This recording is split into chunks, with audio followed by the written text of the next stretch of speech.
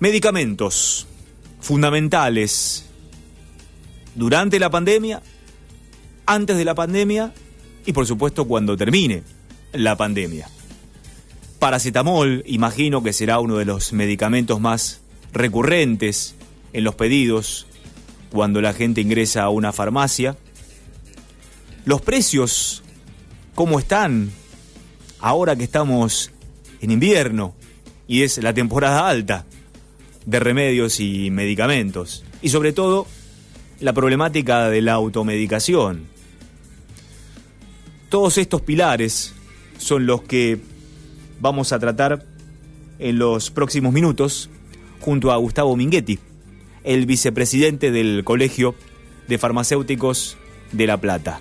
¿Qué tal, Gustavo? ¿Cómo le va? Gabriel Prósperi lo saluda. Hola, ¿qué tal? Buenos días, un gusto. Bueno, vamos por partes. Medicamentos.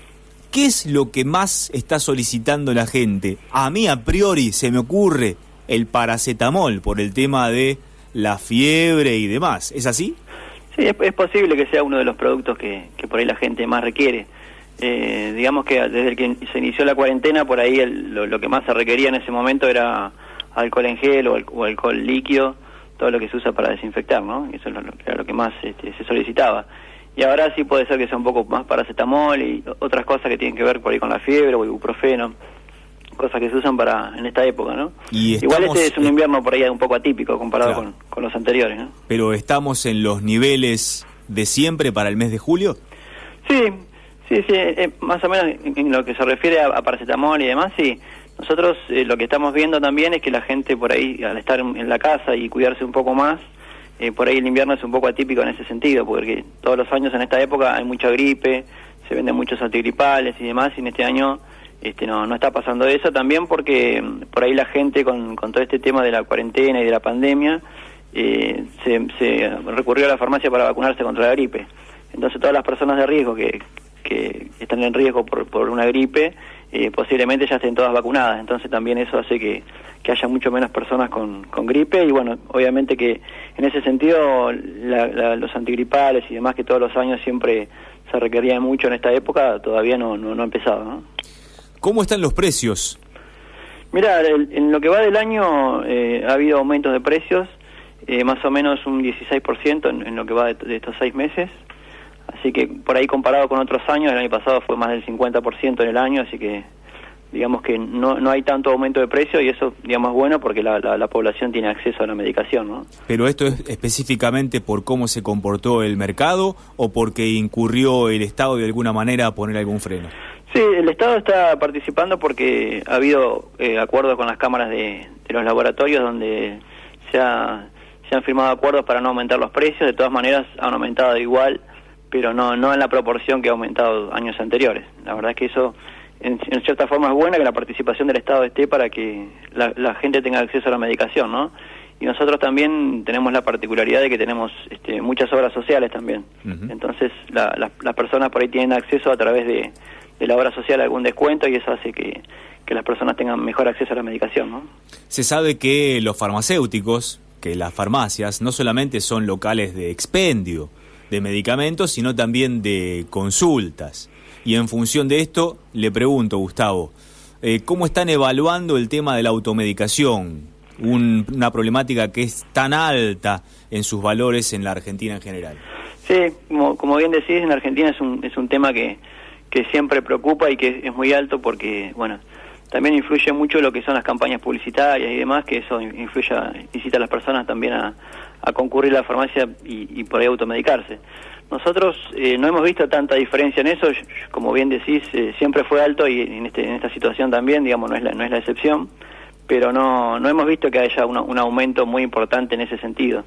Por ahí al principio, cuando empezó la cuarentena, que por ahí los pacientes no concurrían al médico por distintos motivos, porque el médico no atendía o porque a veces por miedo a contagiarse y demás, siempre el primer lugar donde van a consultar a un profesional farmacéutico es en la farmacia. Entonces, al principio se veía un poco eso, de que la mayoría de las personas, al único lugar que podían concurrir era la farmacia, entonces venían muchos pacientes para consultar, y bueno, ahí estuvo siempre el farmacéutico para poder atender, ¿no? Y en este sentido ahora hay mucha más atención médica y entonces se ve un poco menos eso, pero bueno, siempre la automedicación siempre fue un problema y siempre fue muy alta en la Argentina, es un problema recurrente, digamos. Como toda actividad siempre hay excesos, hay farmacéuticos que se toman atribuciones que no les corresponden, como usted bien decía, Gustavo, muchas veces las personas indefensas o con miedos van, consultan y el farmacéutico puede decir, bueno, tome esto.